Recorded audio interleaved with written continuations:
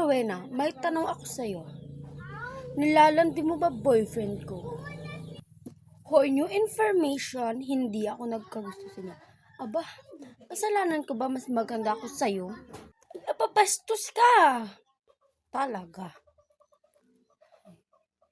Rowena, yan ata yung makakalaban mo sa quiz bee. Oo nga, maganda nga siya. Pero mataray nga lang. Hoy, Rowena, papalapit siya. Magkakaibigan tayo. Huwag na, parang mataray nga. Nakakahiya. Pwede ba magtanong? Ikaw pala yung makakalaban ko sa quiz bee. Ako pala si Kate. Pwede ba magkaibigan? Hindi ka kausap ko. Manahimik ka dyan. Pasungit nga.